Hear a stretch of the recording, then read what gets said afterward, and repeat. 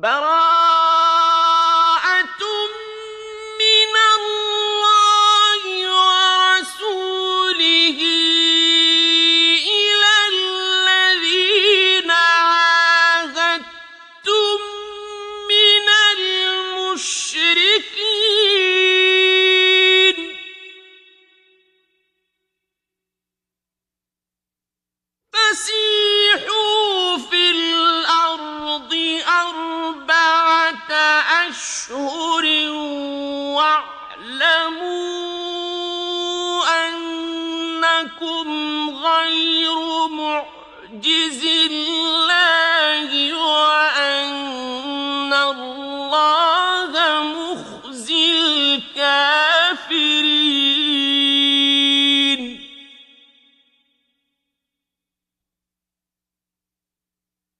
وأذان من الله ورسوله إلى الناس يوم الحج الأكبر أن الله بريء من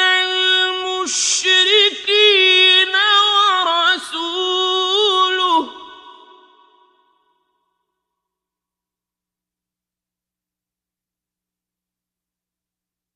فإن تبتم فهو خير لكم وإن توليتم فاعلموا أنكم غير معجز الله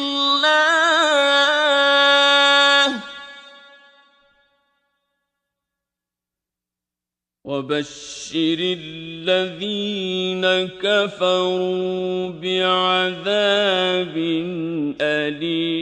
أليم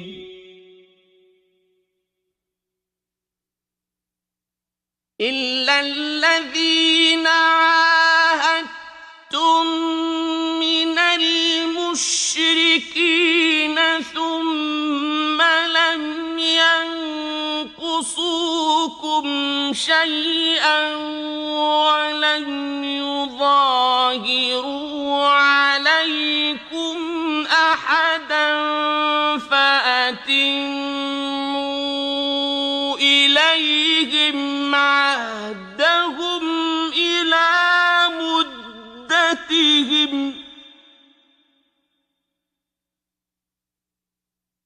إن الله يحب المتقين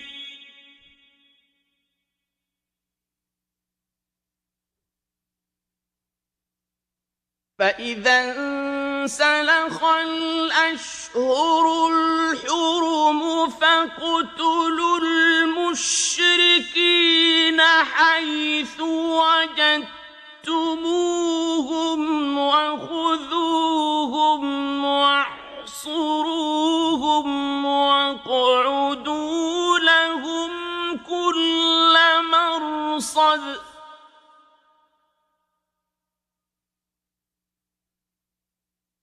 فإن تابوا وأقاموا الصلاة وآتوا الزكاة فخلوا سبيلهم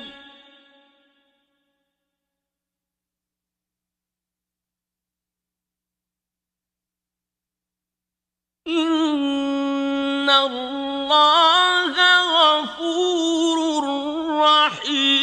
رحيم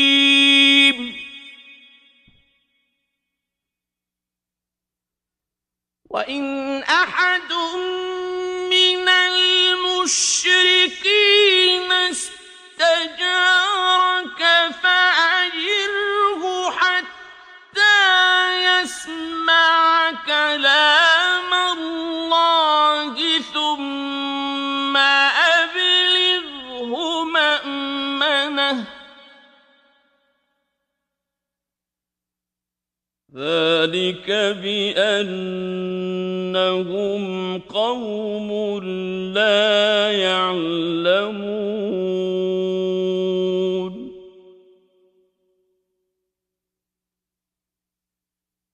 كيف يكون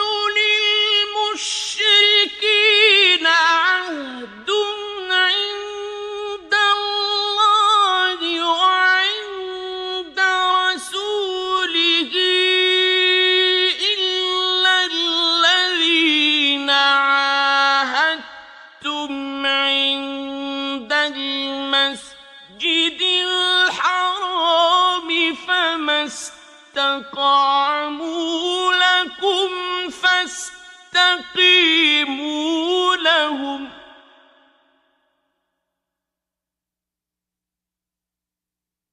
إن الله يحب المتقين كيف وإن يظهروا عليكم لا يرقبوا فيكم إلا ولا ذمة يرضونكم بأفواههم وتأبى قلوبهم وأكثرهم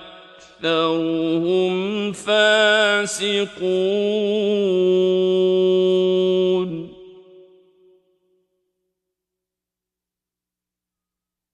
اشتروا بآيات الله ثمنا قليلا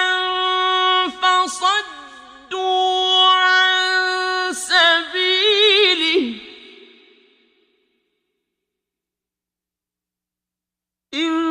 إنهم ساء ما كانوا يعملون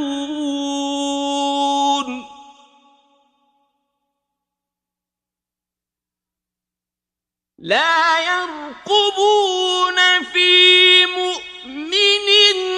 إلا ولا ذمة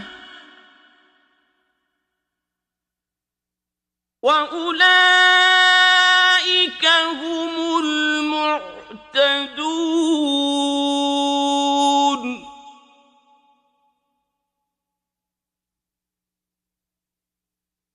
فإن تابوا وأقاموا الصلاة وآتوا الزكاة فإخوانكم في الدين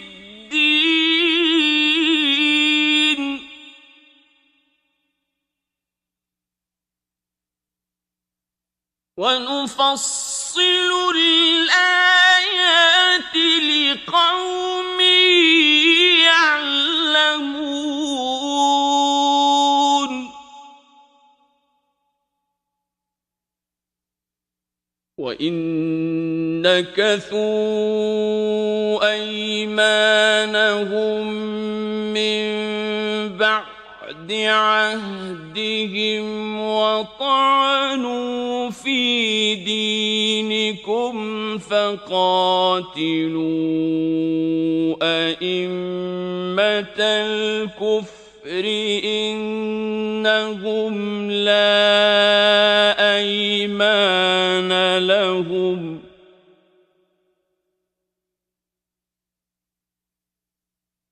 إنهم لا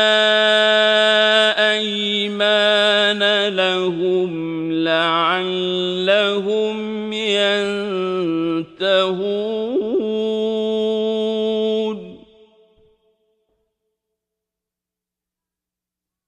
ألا تقاتلون قوما نكثوا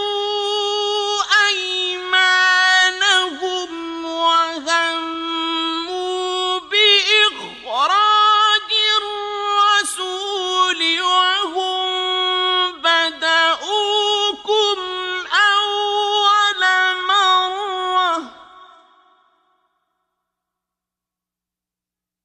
أتخشونهم فالله أحق أن تخشوه إن كنتم مؤمنين قاتلوهم يعذبهم الله بأيديكم ويخزهم وينصركم عليهم ويشف صدور قوم مؤمنين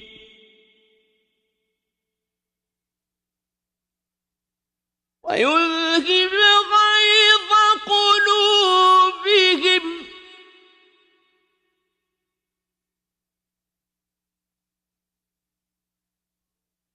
ويتوب الله على من يشاء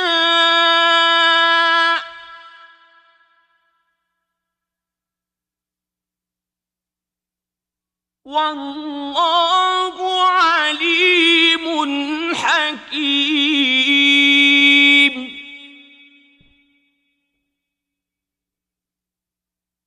أم حسبتم أن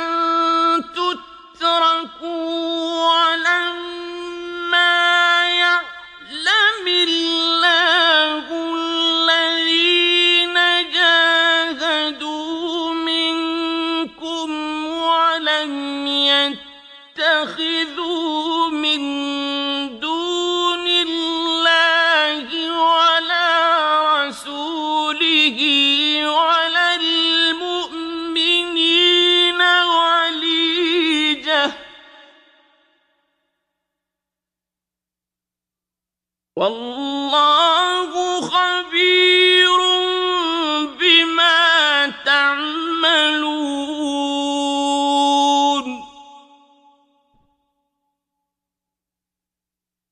ما كان للمشركين أن يعمروا مساجد الله شاهدين على أنفسهم بالكفر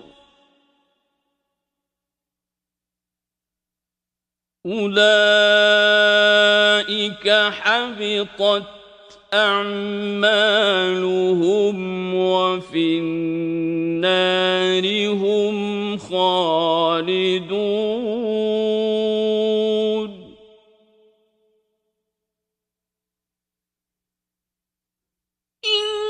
إنما يعمر مساجد الله من آمن بالله واليوم الآخر وأقام الصلاة وآتى الزكاة ولم يخش إلا الله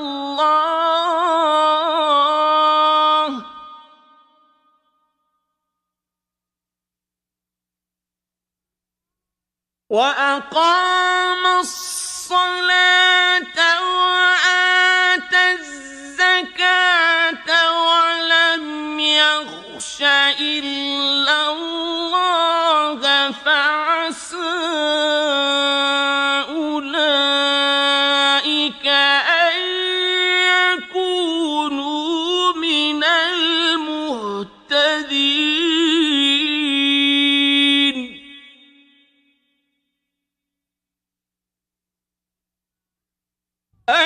أجعلتم سقاية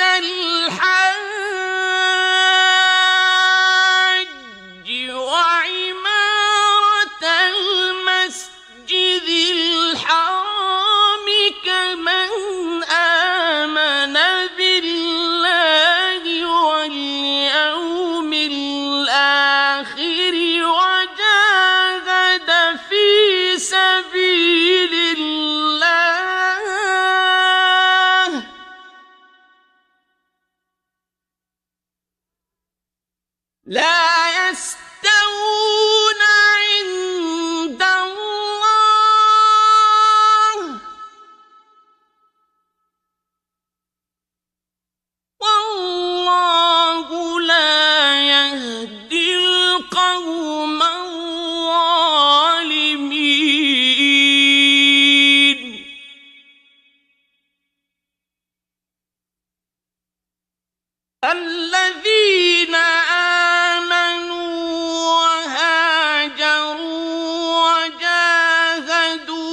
في سبيل الله بأموالهم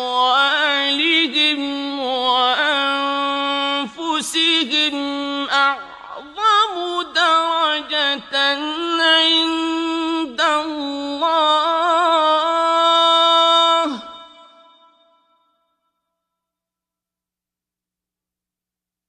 وأولئك هم الفائزون.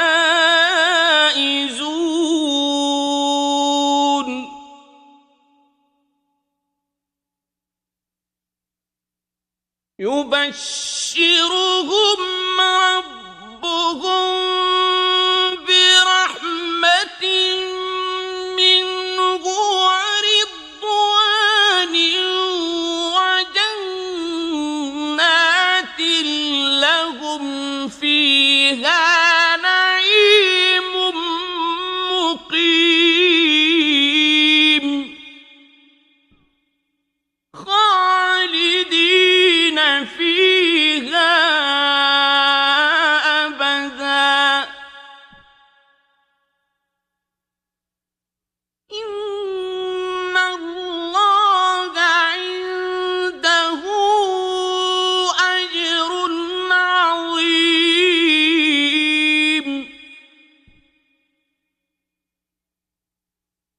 يا أيها الذين آمنوا لا تتخذوا آباءكم وإخوانكم أولياء إن استحبوا الكفر على الإيمان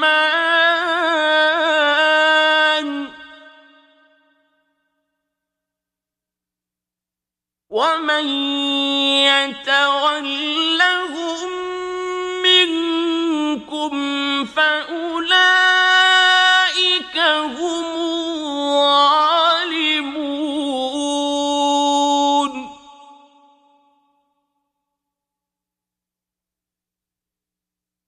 قل إن كان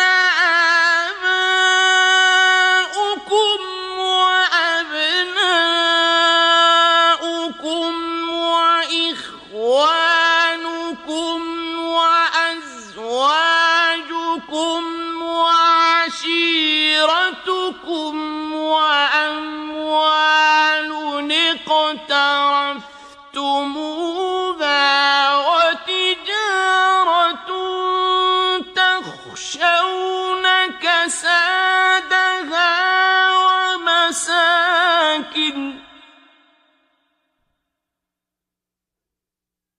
وتجارة تخشون كسادها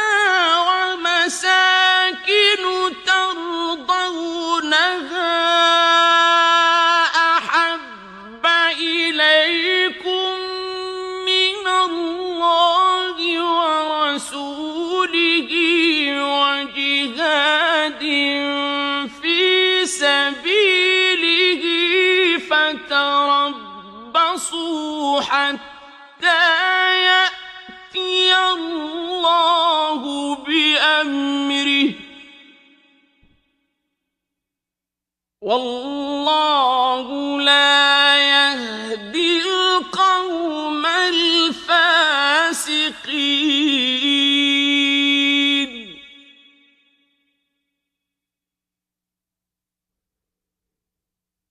لقد نصركم الله في مواطن كثيرة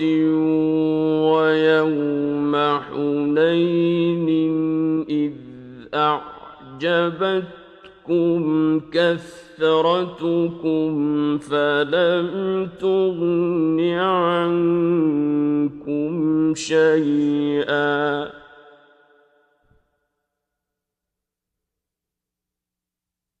ويوم حنين إذ أعجبتكم كثرتكم كثرتكم فلم تغن عنكم شيئا وضاقت عليكم الأرض بما رحبت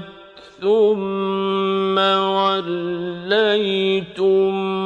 مدبرين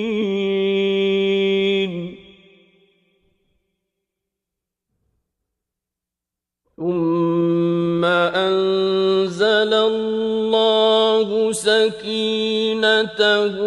على رسوله وعلى المؤمنين وأنزل جنودا لم تروها وعذب الذين كفروا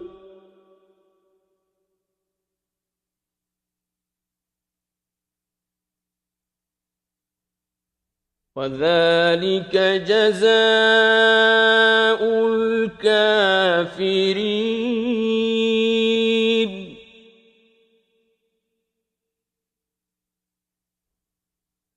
ثم يتوب الله من بعد ذلك على من يشاء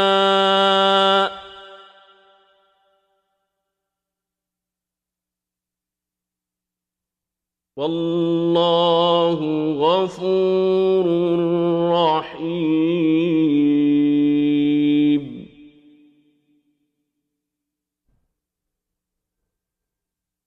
يا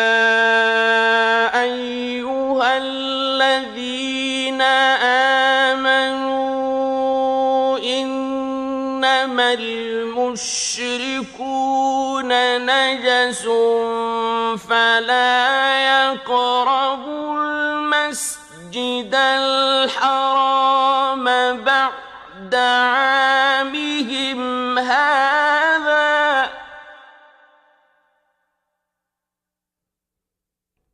وإن خفتم عيلة فسوف يغنيكم الله من فضله إن شاء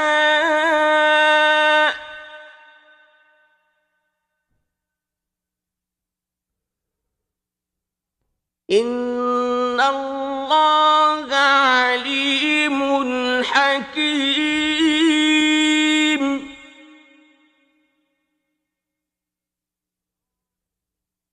قاتلوا الذين لا يؤمنون بالله ولا باليوم الآخر ولا يحرمون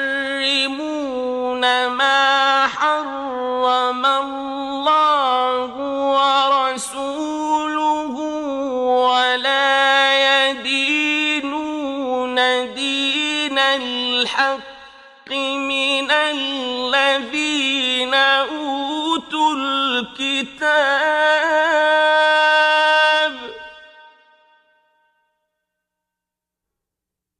ولا يدينون دين الحق من الذين أوتوا الكتاب حتى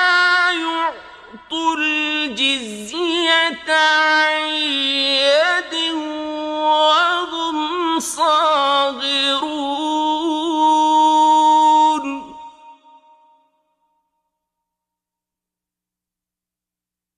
وقالت اليهود عزير ابن الله وقالت النصارى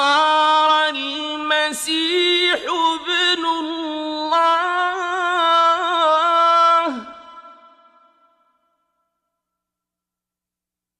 ذلك قولهم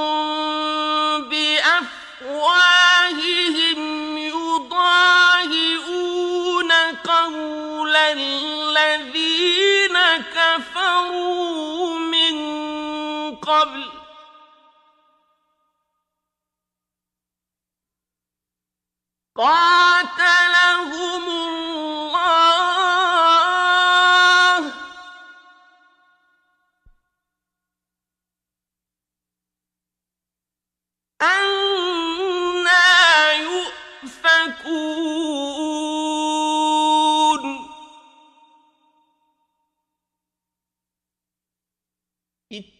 اتخذوا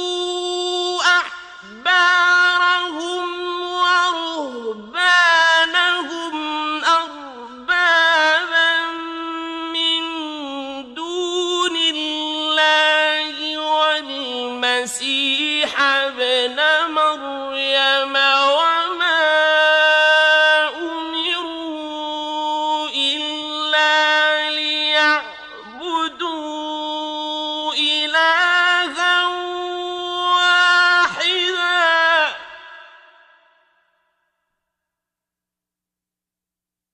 وما أمروا إلا ليعبدوا إلها واحدا لا إله إلا هو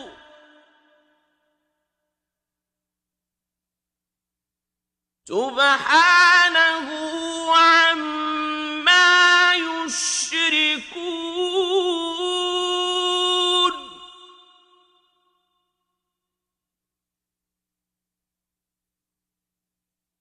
يريدون أن يطفئوا نور الله بأفواههم ويأبى الله إلا أن يتم نوره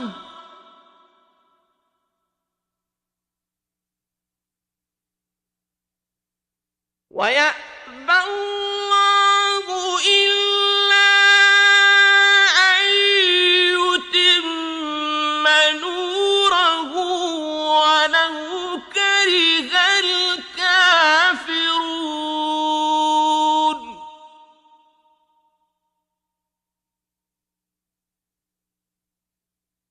هو الذي أرسل رسوله بالهدى ودين الحق ليظهره على الدين كله ولو كره المشركون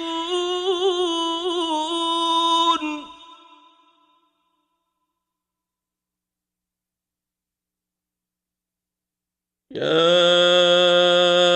أيها الذين آمنوا إن كثيرا من الأحبار والرهبان ليأكلون أموال الناس بالباطل إن كثيرا من الأحبار والرهبان ليأكلون أموال الناس بالباطل ويصدون عن سبيل الله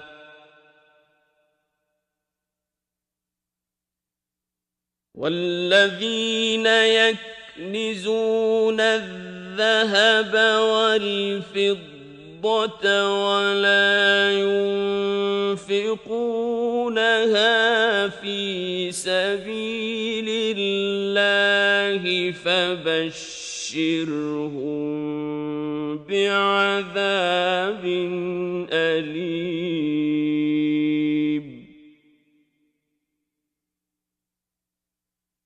يوم يحمى عليها في نار جهنم فتكوى بها جباههم وجنوبهم وظهورهم هذا ما كنزتم لأنفسكم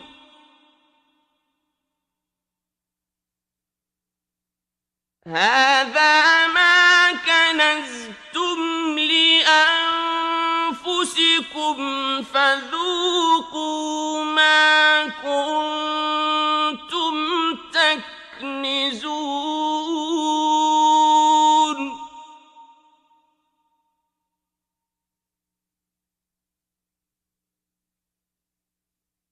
إن عدة الشهور عند الله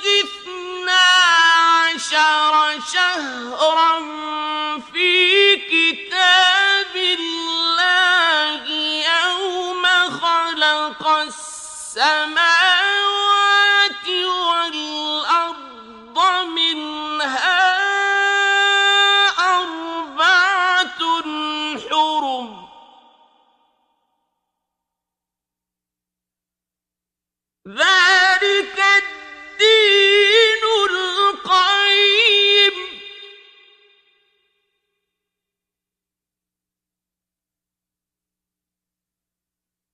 فلا تظلموا فيهن أنفسكم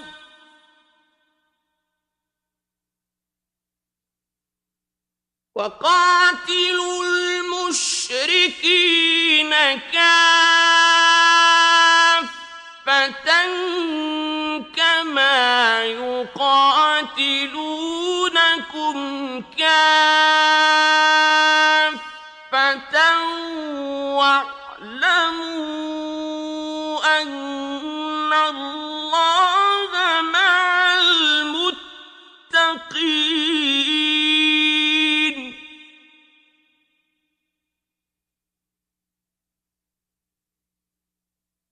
إنما النسيء زيادة في الكفر يضل به الذين كفروا يحلونه عاما ويحرمونه عاما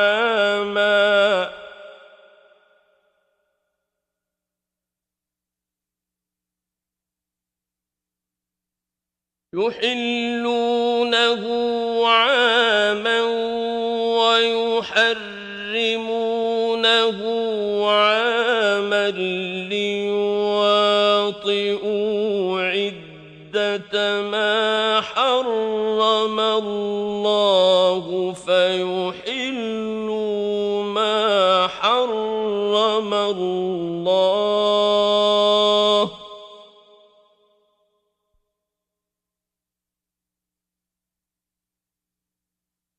زين لهم سوء أعمالهم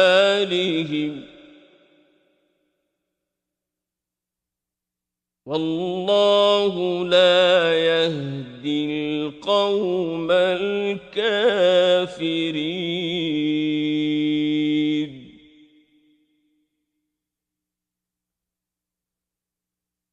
يا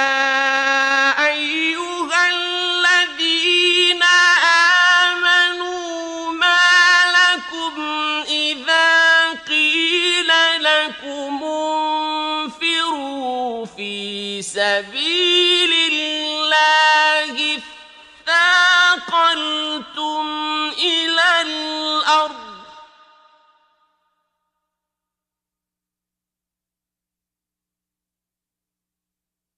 أرضيتم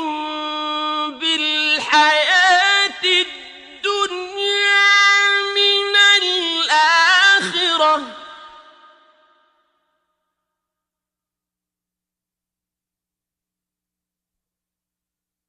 فما متاع الحياة الدنيا في الآخرة إلا قليل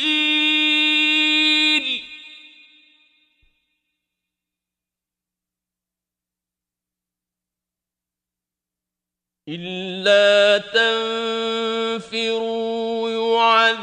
يعذبكم عذابا أليما ويستبدل قوما غيركم ولا تضروه شيئا والله على كل شيء قدير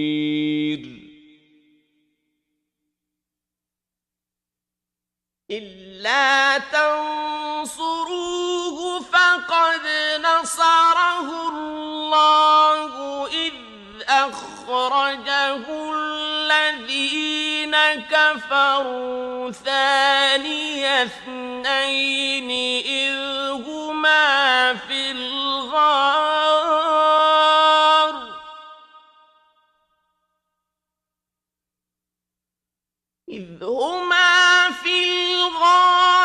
إذ يقول لصاحبه لا تحزن إن الله معنا فأنزل الله سكينته عليه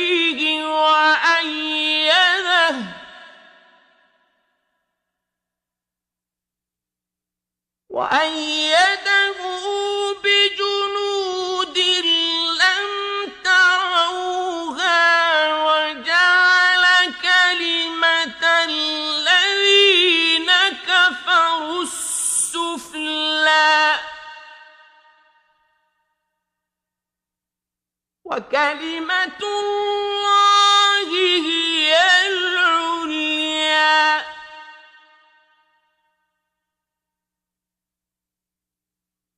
والله عزيز حكيم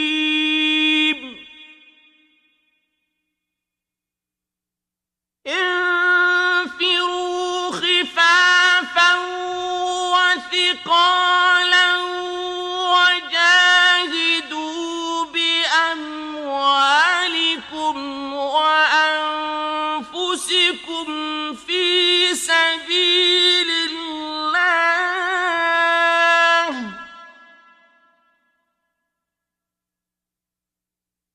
ذلكم خير لكم إن كنتم تعلمون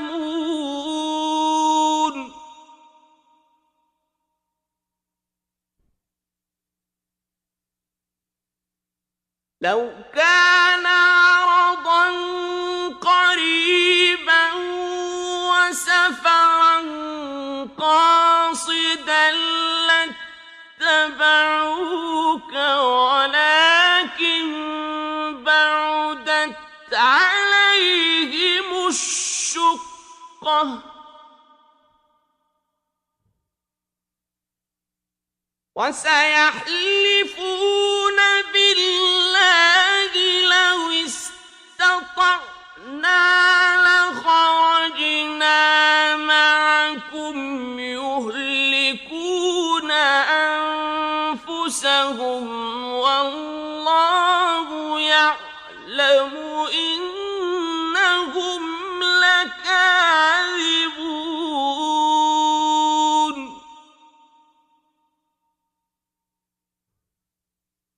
عفى الله عنك لما أذنت لهم حتى يتبين لك الذين صدقوا وتعلم الكاذبين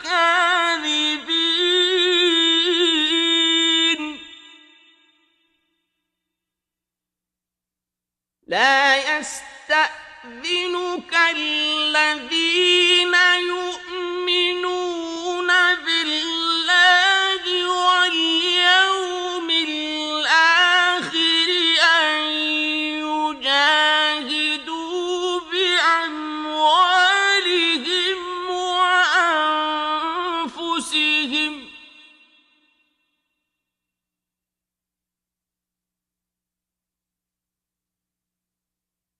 والله عليم بالمتقين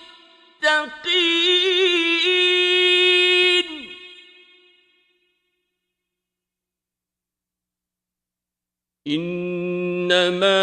يستأذنك الذين لا يؤمنون بالله واليوم الآخر وارتابت قلوبهم فهم في ريبهم يترددون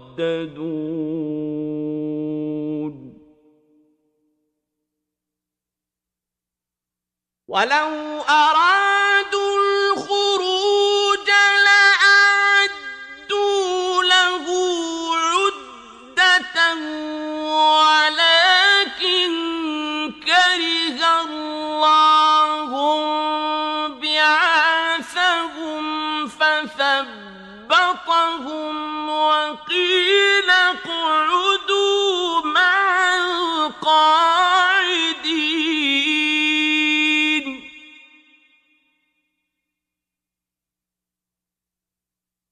لو خرجوا فيكم ما زادوكم إلا خبالا ولأوضعوا خلالكم يبغونكم الفتنة وفيكم سماعون لهم والله عليم بالظالمين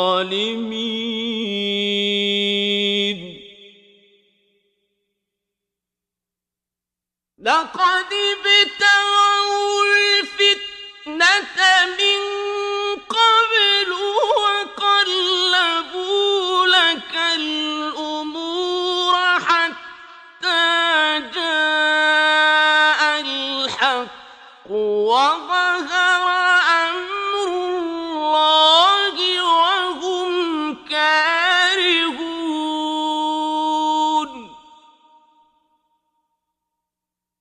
ومنهم من يقول ائذن لي ولا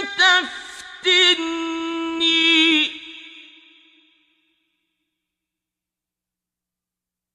ألا في الفتنة سقطوا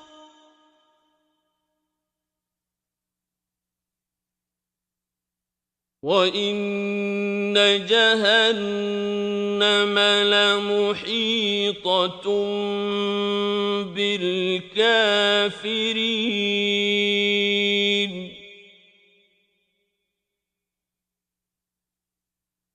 إن تصبك حسنة تسؤهم وإن تصبك مصيبة يقولوا قد أخذنا أمرنا من قبل ويتولوا وهم فرحون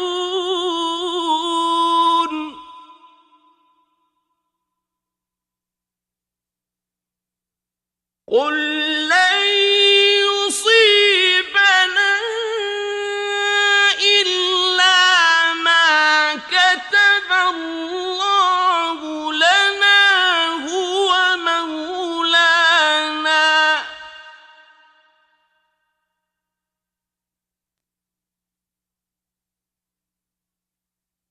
وعلى الله فليتوكل المؤمنون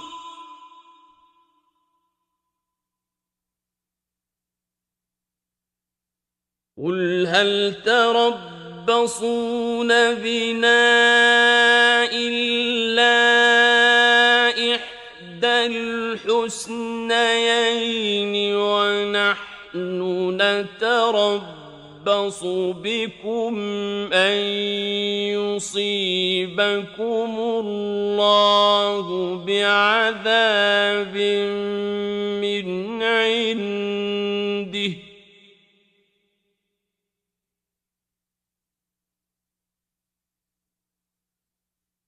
ونحن نتربص بكم أن يصيبكم الله بعذاب من عنده بأيدينا فتربصوا إنا معكم متربصون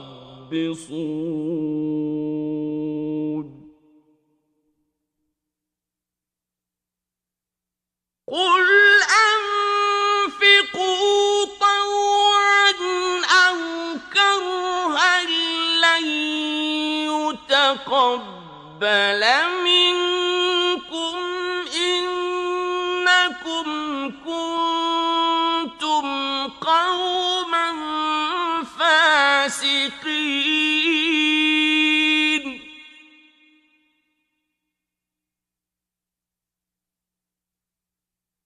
وما منعهم أن تقبل منهم نفقاتهم إلا أنهم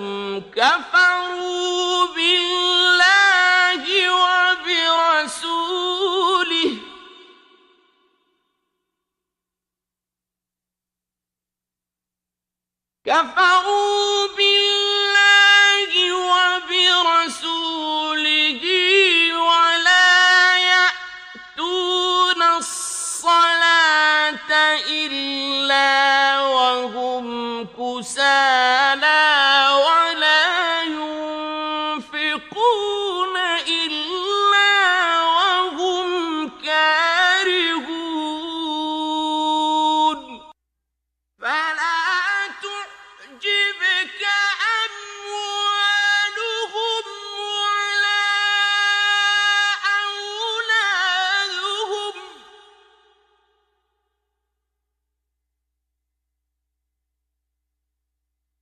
إنما يريد الله ليعذبهم بها في الحياة الدنيا وتزهق أنفسهم وهم كافرون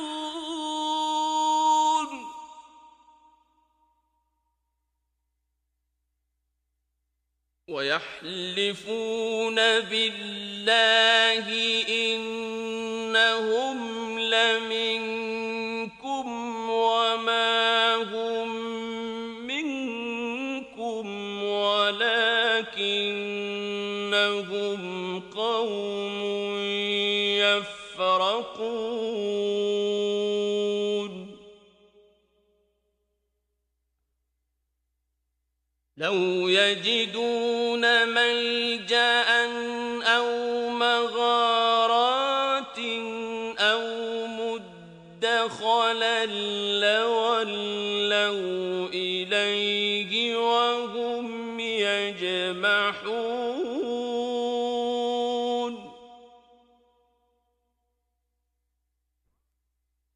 ومنهم من يلمزك في الصدقات فإن أعطوا منها رضوا وإن لم يعطوا منها إذا هم يسخطون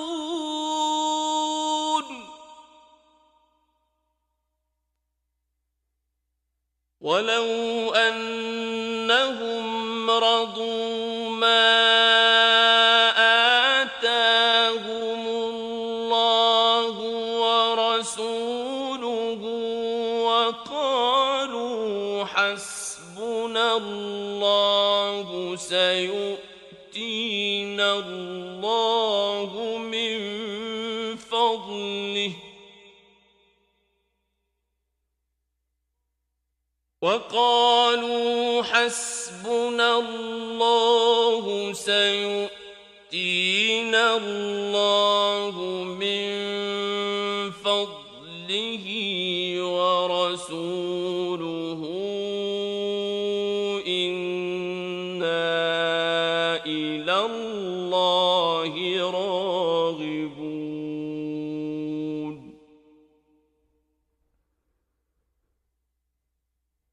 إنما الصدقات للفقراء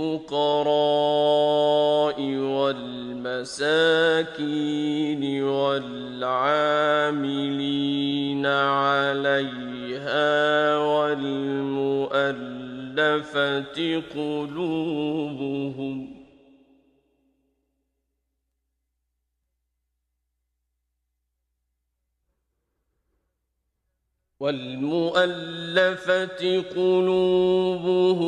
وفي الرقاب والغارمين وفي سبيل الله وابن السبيل فريضة من الله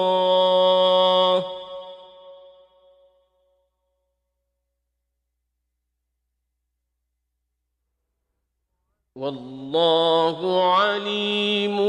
حكيم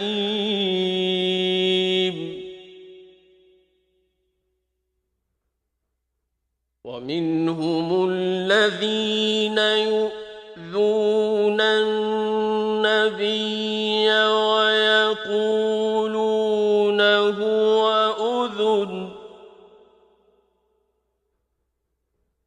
قل أذن خير لكم يؤمن بالله ويؤمن للمؤمنين ورحمة للذين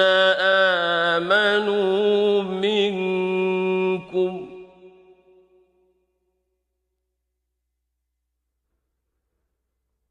والذين يؤذون رسول الله لهم عذاب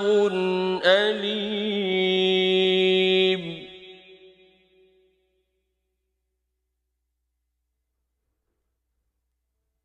يحلفون بالله لكم ليرضوكم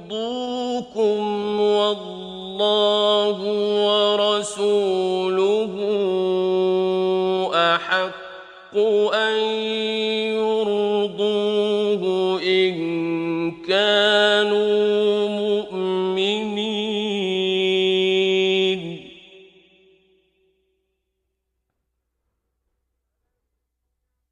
ألم يعلموا أنه من يحادد الله ورسوله فأن له نار جهنم خالدا فيها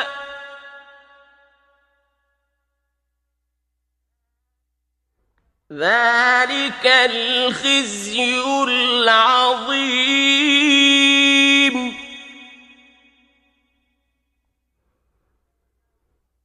يحذر المنافقون أن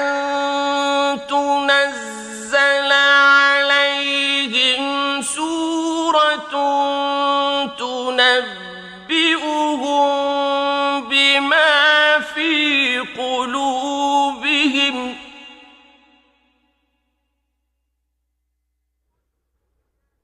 قل استهزئوا إن الله مخرج ما تحذرون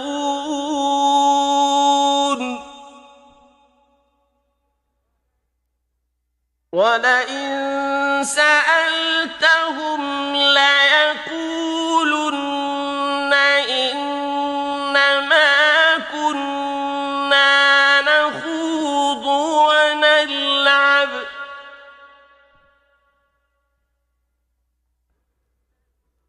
قل أبالله وآياته ورسوله كنتم تستهزئون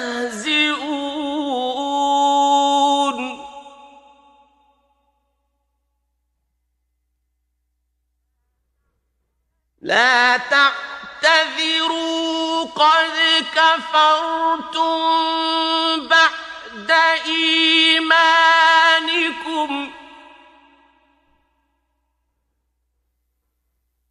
إن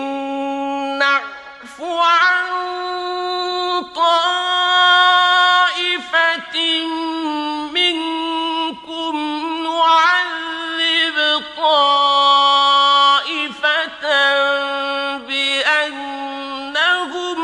كانوا مجرمين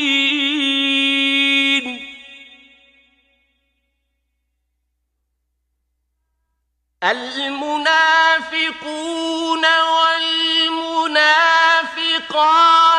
بعضهم من بعض يأمرون بالمنكر وينهون عن المعروف ويقبضون أيديهم نسوا الله فنسيهم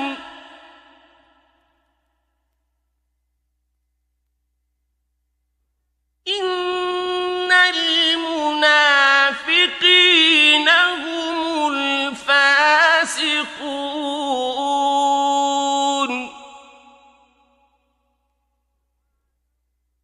وعد الله المنافقين والمنافقات والكفار نار جهنم خالدين فيها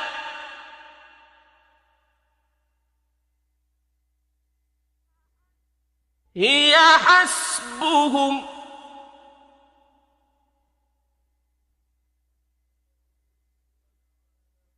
ولعنهم الله ولهم عذاب مقيم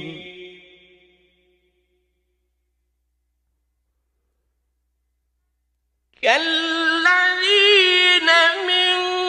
قبلكم كانوا أشد منكم قوة وأكثر أموالا وأولادا فاستمتعوا بخلاقهم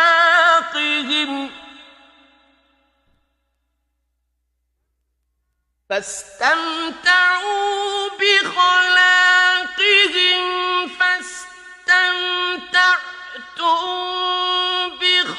بخلاقكم كما استمتع الذين من قبلكم بخلاقهم وخوضتم كالذي خاضوا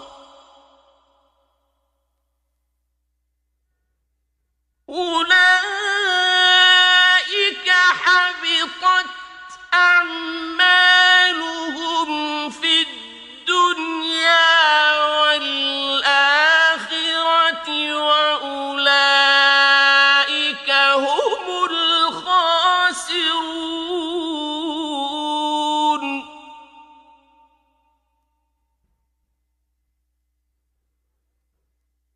ألم يأتهم نبأ الذين من قبلهم قوم نوح وعاد وثمود وقوم إبراهيم وأصحاب مدين والمؤتفكات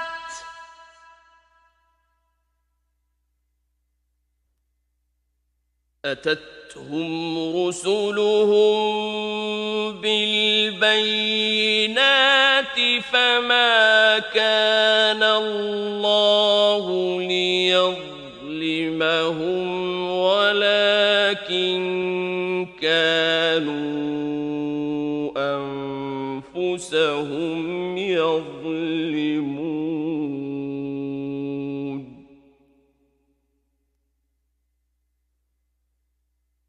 والمؤمنون والمؤمنات بعضهم أولياء بعض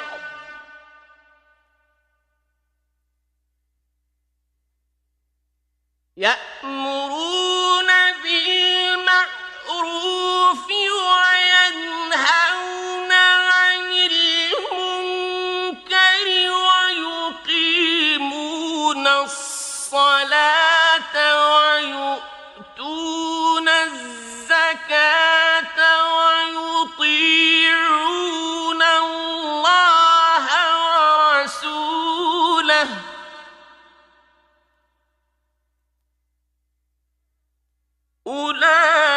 أولئك سيرحمهم الله إن الله عزيز حكيم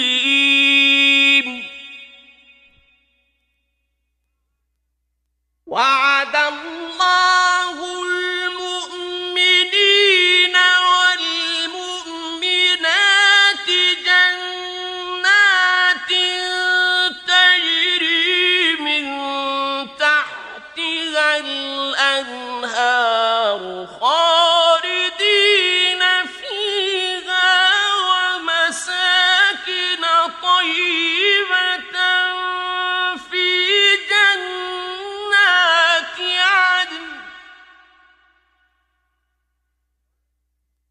ورضوان من الله أكبر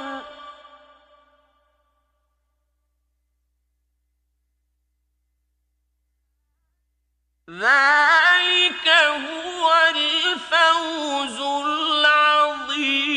العظيم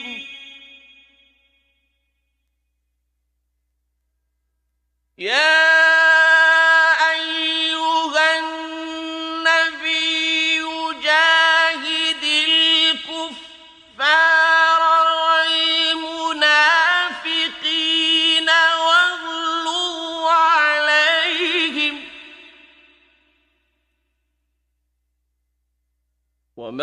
ومأواهم جهنم وبئس المصير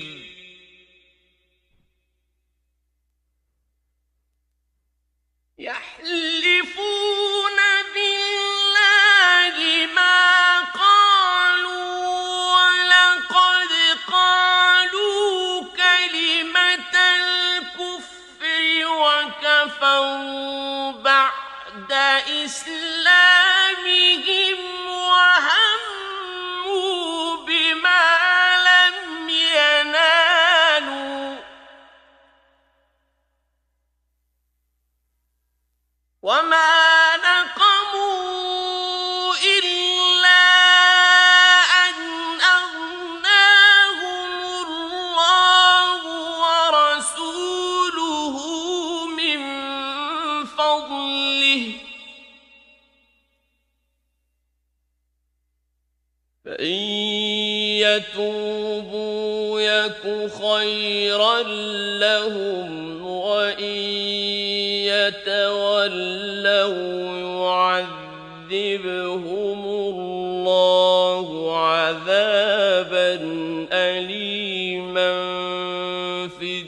الدنيا والآخرة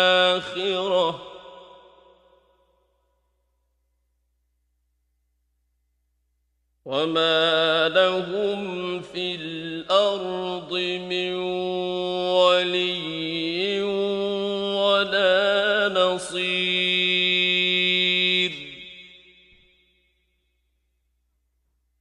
ومنهم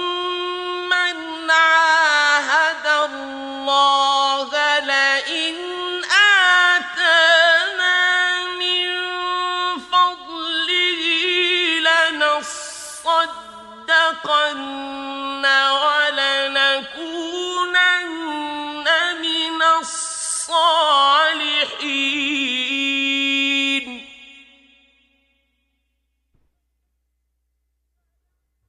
فلما آتاهم من فضله بخلوا به وتولوا وهم معرضون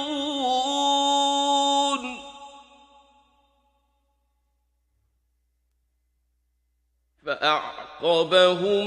نفاقا في قلوبهم إلى يوم يلقونه بما أخلفوا الله ما وعدوه وبما كانوا يكذبون ألم يعلموا أن الله يعلم سرهم ونجواهم وأن الله علام الغيوب الذين يلمزون المطوعين من المؤمنين في الصدقات والذين لا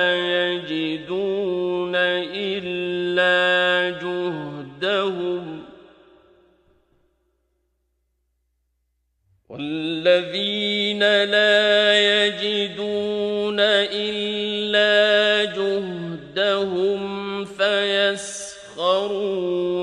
منهم سخر الله منهم ولهم عذاب أليم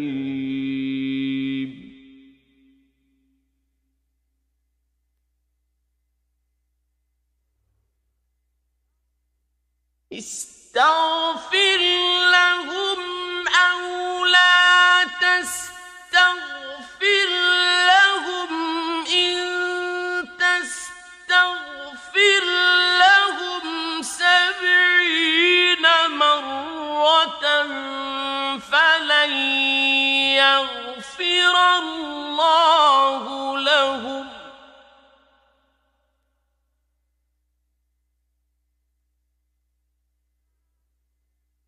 ذلك بأنهم كفروا بالله ورسوله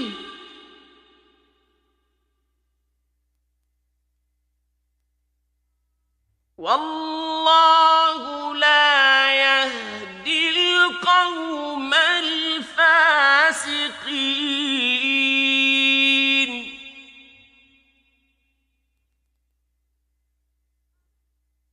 فرح المخلفون بمقعدهم خلاف رسول الله وكرهوا أن يجاهدوا بأموالهم وأنفسهم في سبيل الله وقالوا لا تنفروا في الحر قل نار جهنم أشد حرا لو كانوا يفقهون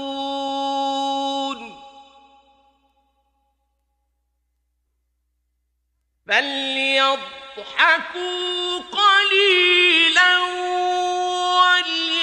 وليبكوا كثيرا جزاء بما كانوا يكسبون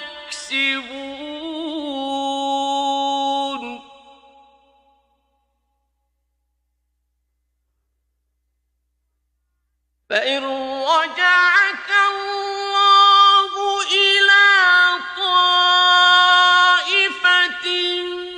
منهم فاستأذنوك للخروج فقل لن تخرجوا معي أبدا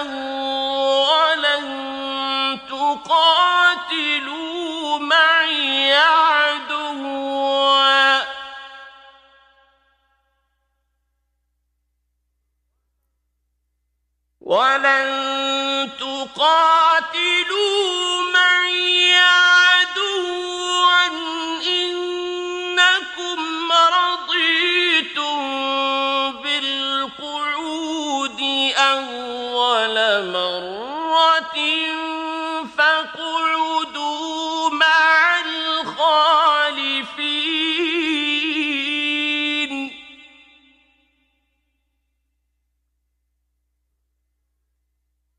ولا تصل على أحد منهم مات أبدا ولا تقم على قبره إنهم كفروا بالله ورسوله وماتوا وهم فاسقون ولا تعجبك أموالهم وأولادهم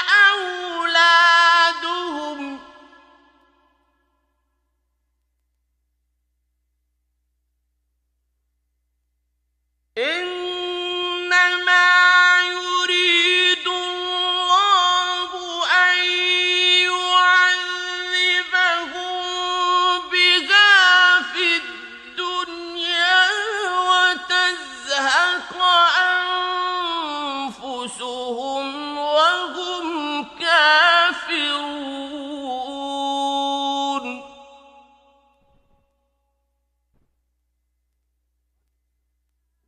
وإذا أنزلت سورة أن آمنوا بالله وجاهدوا مع رسوله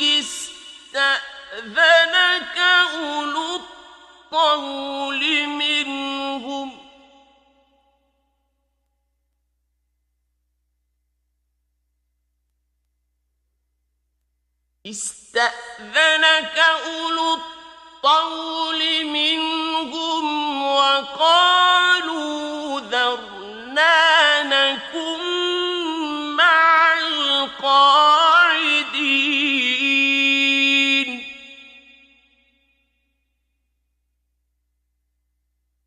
رضوا بأن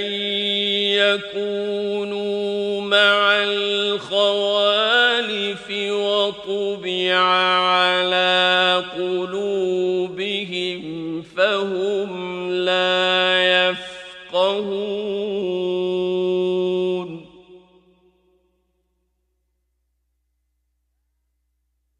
لكن الرسول والذين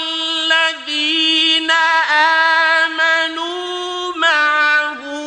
جاهدوا بأموالهم وأنفسهم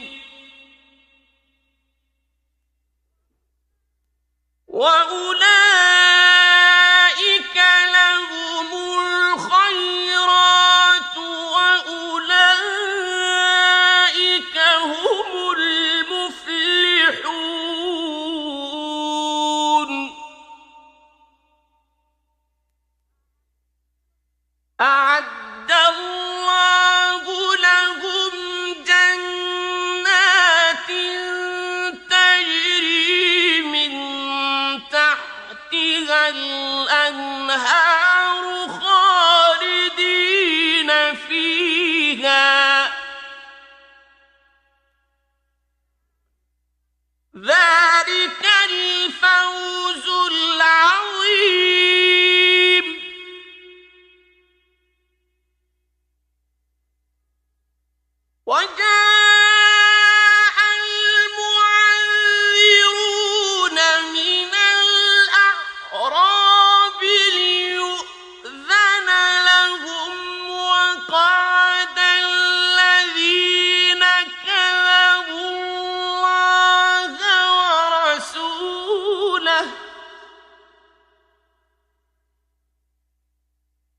سيصيب الذين كفروا منهم عذاب أليم.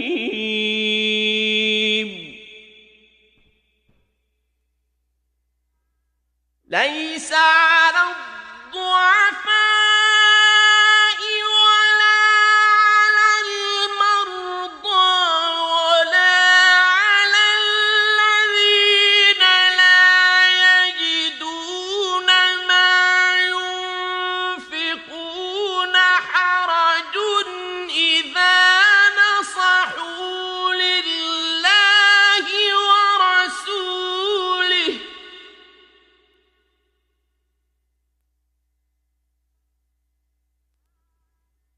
ما على المحسنين من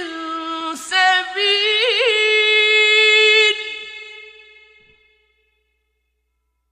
والله غفور رحيم.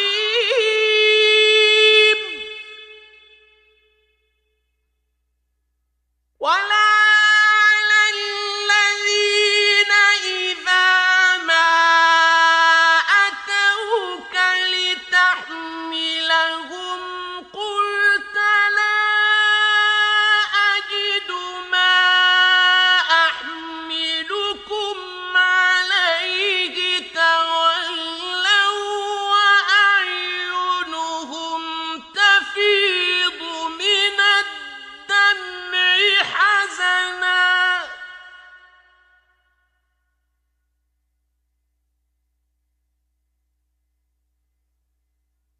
تولوا وأعينهم تفيض من الدمع حزنا ألا يجدوا ما ينفقون. إنما السبيل على الذين يستأذنونك وهم أغنياء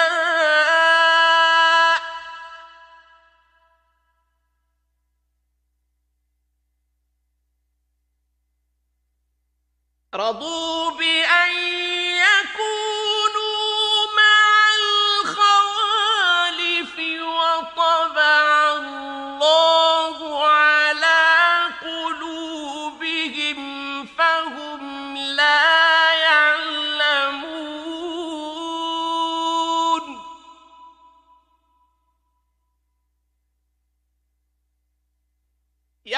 يعتذرون إليكم إذا رجعتم إليهم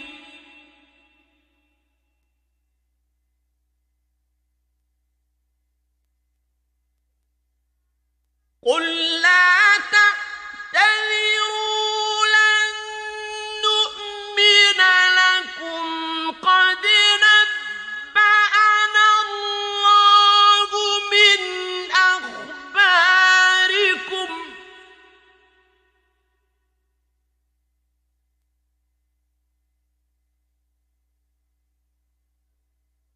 وسيرى الله عملكم ورسوله ثم تردون إلى عالم الغيب والشهادة فينبئكم بما كنتم تعملون.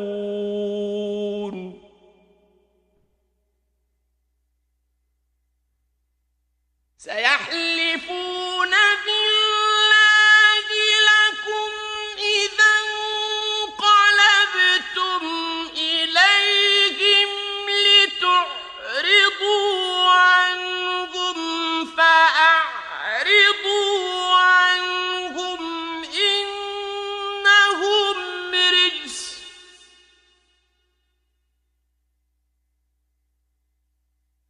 إنهم رجس ومأواهم جهنم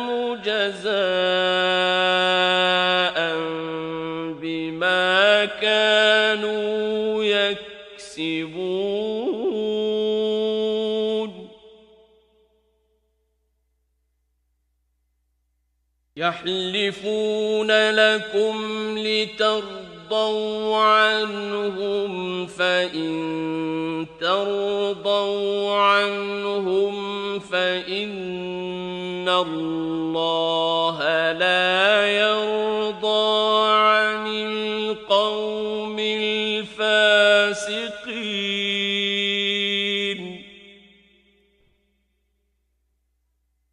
الأعراب أشد كفرا ونفاقا وأجدر ألا يعلموا حدود ما أنزل الله على رسوله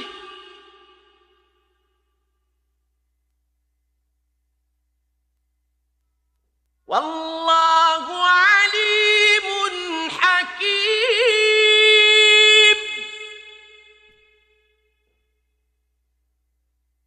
ومن الأعراب من يتخذ ما ينفق مغرما ويتربص بكم الدوائر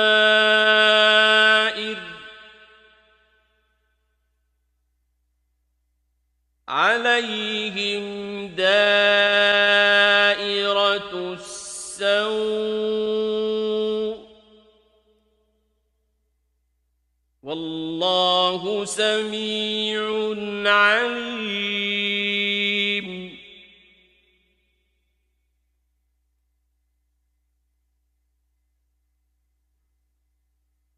ومن الأعراب من يؤمن بالله واليوم الآخر ويتخذ ما ينفق قربات عند الله وصلوات الرسول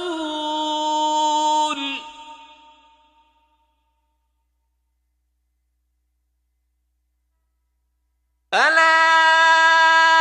إنها قربة لهم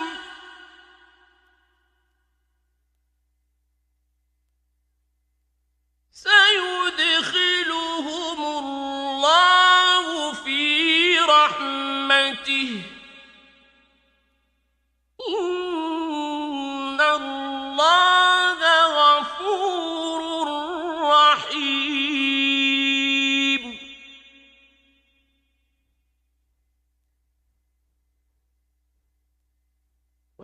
والسابقون الأولون من المهاجرين والأنصار والذين اتبعوهم بإحسان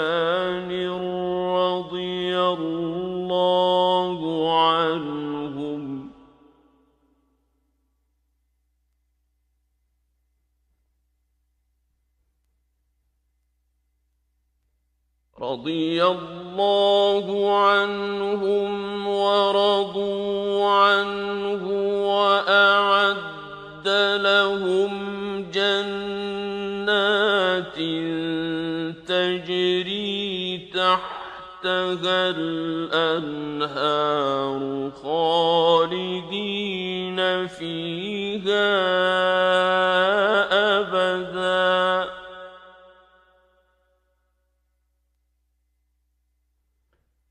ذلك الفوز العظيم.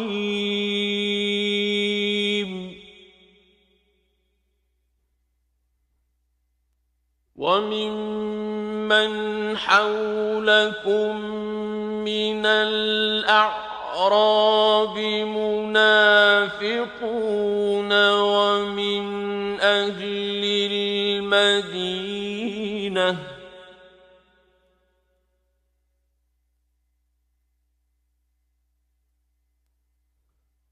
مردوا على النفاق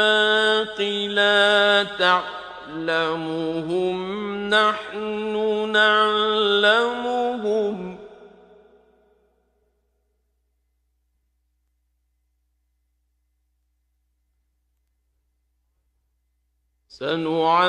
سنعذبهم مرتين ثم يردون إلى عذاب عظيم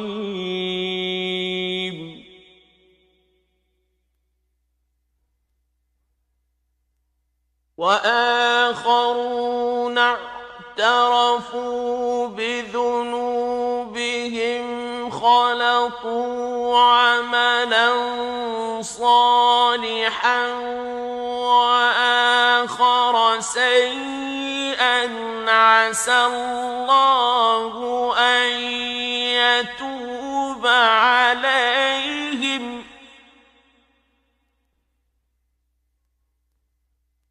إن الله غفور رحيم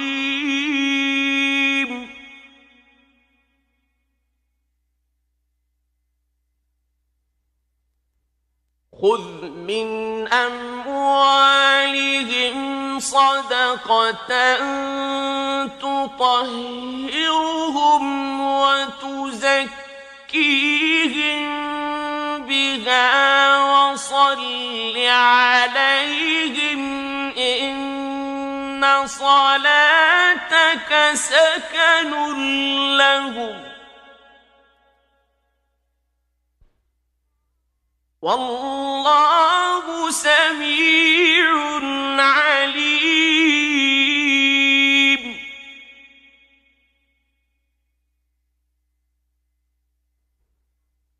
ألم يعلموا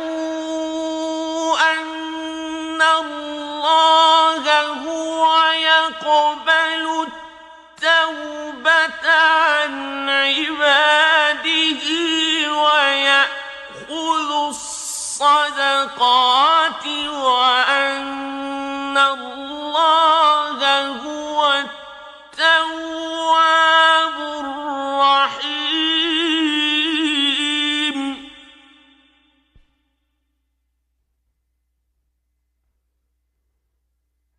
وقل اعملوا فسيرى الله عملكم ورسوله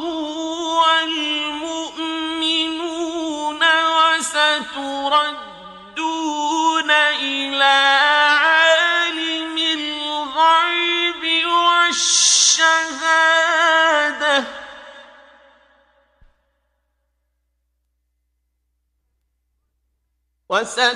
وستردون إلى عالم الغيب والشهادة فينبئكم بما كنتم تعملون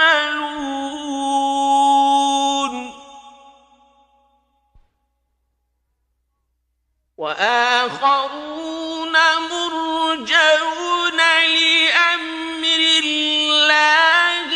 إما يعذبهم وإما يتوب عليهم والله عليم حكيم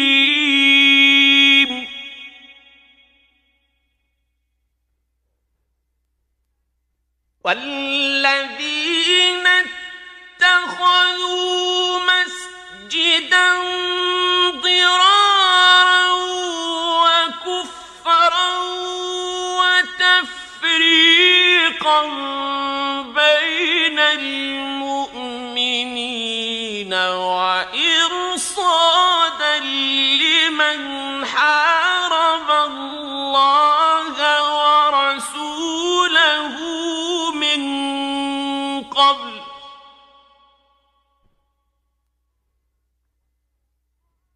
وإرصادا لمن حارب الله ورسوله من قبل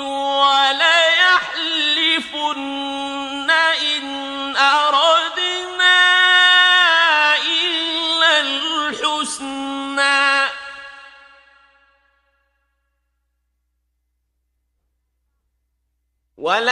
وليحلفن إن أردنا إلا الحسنى والله يشهد إنهم لكاذبون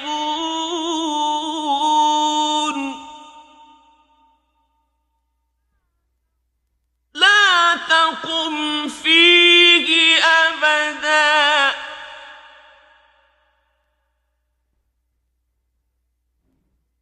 لمسجد أسس على التقوى من أول يوم أحق أن تقوم فيه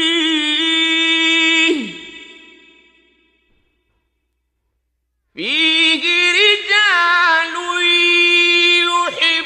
يحبون أن يتطهروا والله يحب المطهرين أفمن أسس بنيانه على تقوى من الله ورضوان خير أم من أسس بنيانه على شفا جرف هار فانهار به في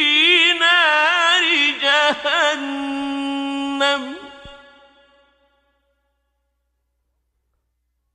والله لا يهدي القوم الظالمين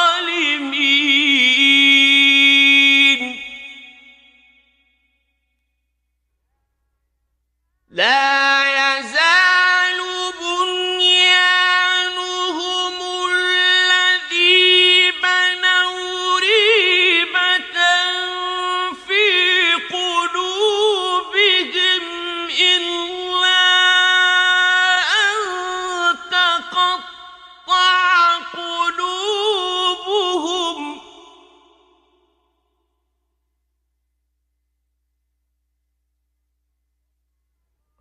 والله عليم حكيم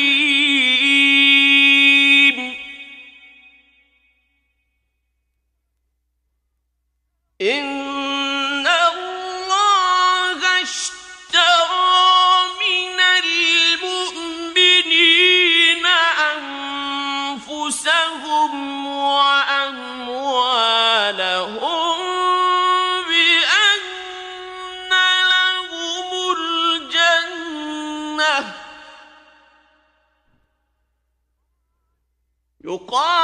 يقاتلون في سبيل الله فيقتلون ويقتلون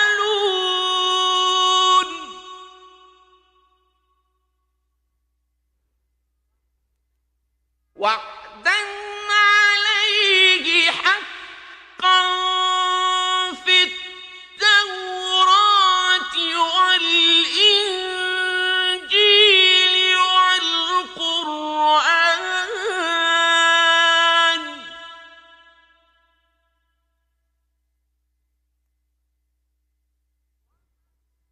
ومن أوفى بعهده من الله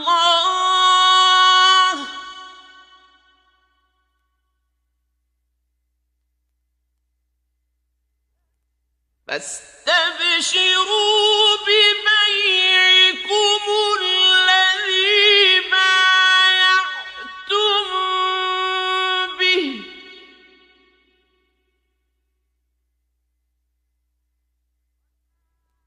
وذلك هو الفوز العظيم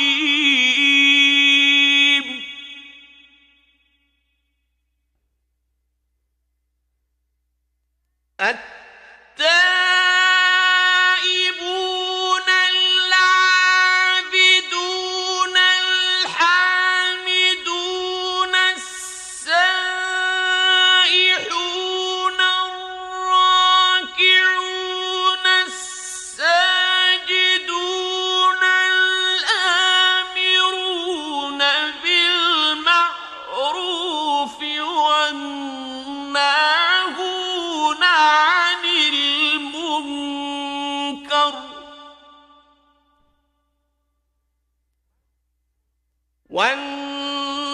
والناهون عن المنكر والحافظون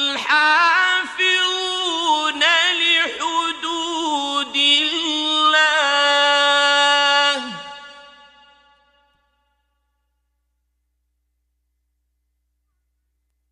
وبشر المؤمنين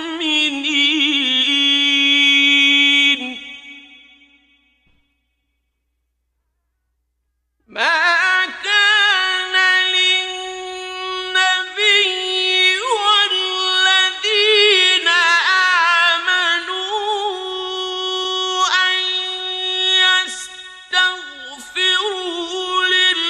للمشركين ولو كانوا أولي قربى من بعد ما تبين لهم أنهم أصحاب الجحيم وما كان استغفار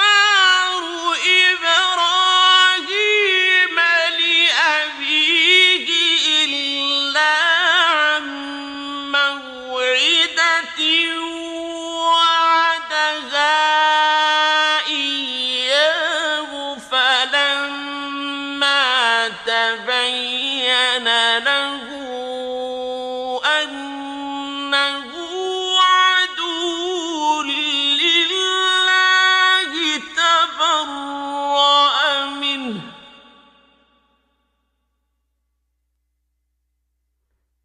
إن إبراهيم لأواه حليم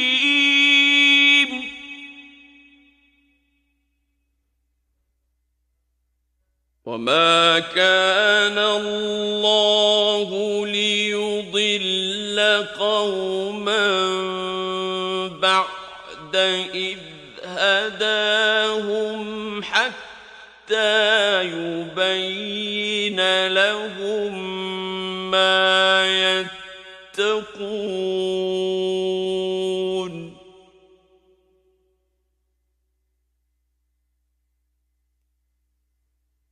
إن الله بكل شيء عليم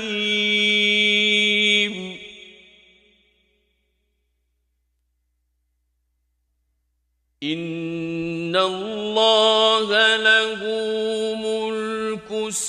السماوات والأرض يحيي ويميت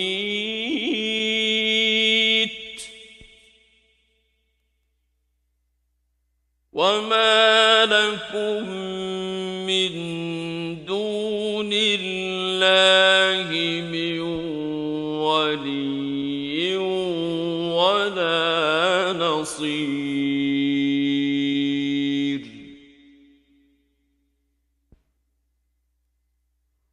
لقد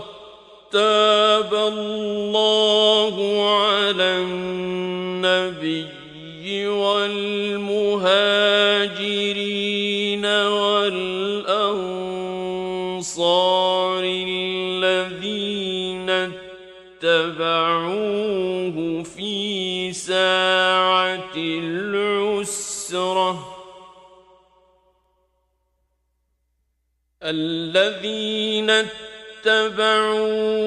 في ساعة العسرة من بعد ما كاد يزيغ قلوب فريق منهم ثم تاب عليهم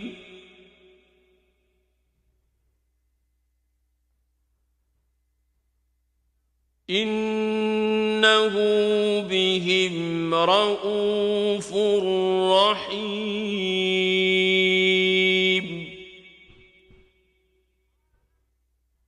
وعلى الثلاثة الذين خلفوا حتى إذا ضاقت عليهم الأرض بما رحبت وضاقت عليهم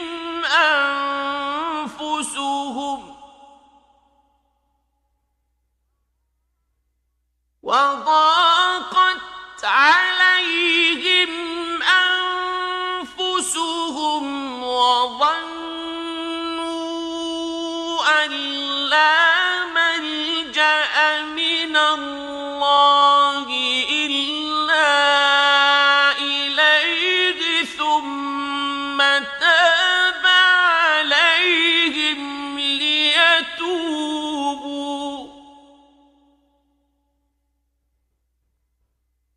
إن الله هو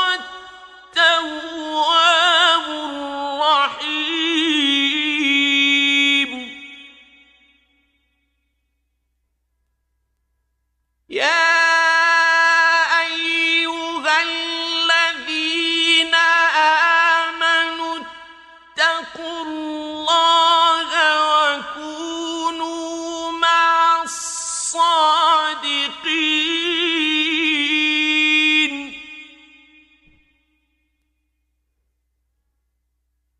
ما كان لأهل المدينة ومن حولهم من الأعراب أن يتخلفوا عن رسول الله ولا يرغبوا بأنفسهم عن نفسه ذلك بأنهم لا يصيبهم ظمأ ولا نصب ولا مخمصة في سبيل الله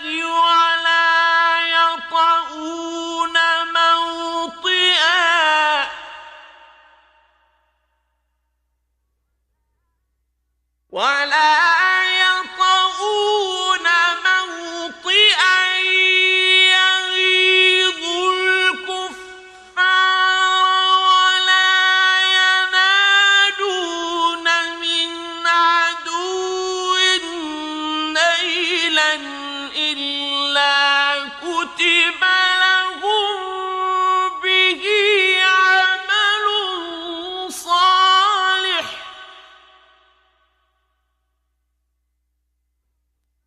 إن الله لا يضيع أجر المحسنين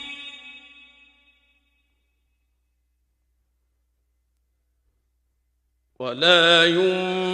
ينفقون نفقة صغيرة ولا كبيرة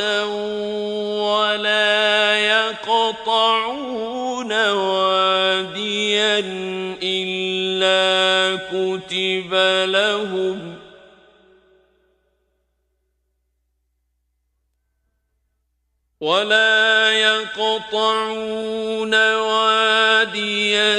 إلا كتب لهم ليجزيهم الله أحسن ما كانوا يعملون يعملون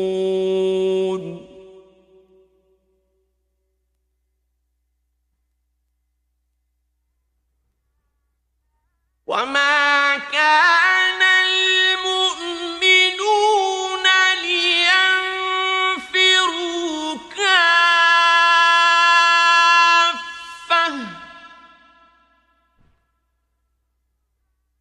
فلولا نفر من كل فرقة منهم طائفة ليتفقهوا في الدين ولينذروا قومهم إذا رجعوا إليهم لعلهم يحذرون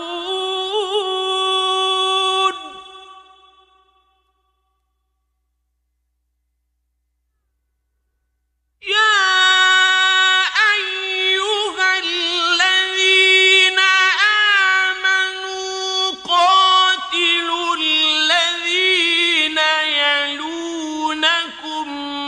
من الكفار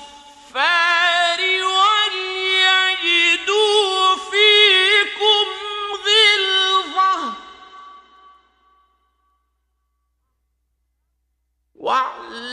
واعلموا أن الله مع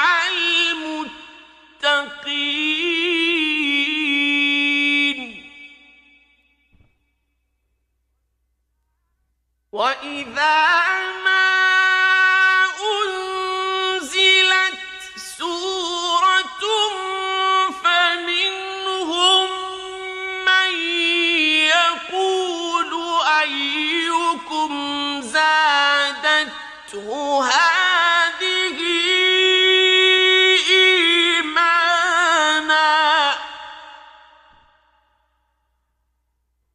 فأما الذين آمنوا فزادتهم إيمانا وهم يستبشرون وأما الذين في قلوبهم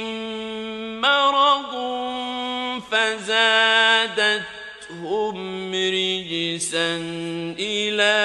رجسهم وماتوا وهم كافرون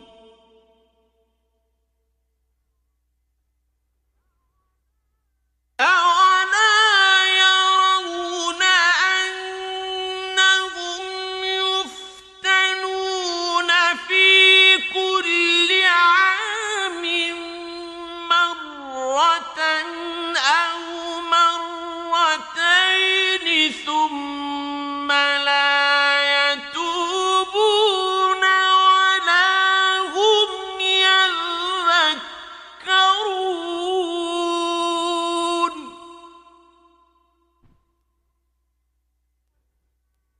وإذا ما أنزلت سورة نظر بعضهم إلى بعض هل يراكم من أحد ثم انصرفوا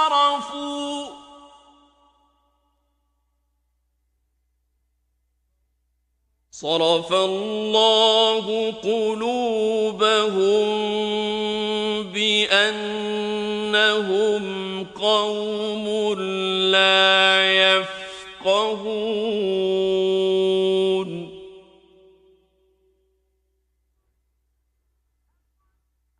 لقد جاءكم رسول من أنفسكم عزيز عليه ما عنتم حريص عليكم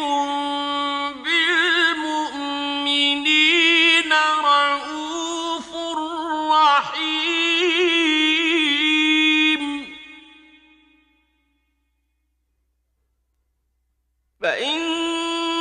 تولوا فقل حسبي الله لا إله إلا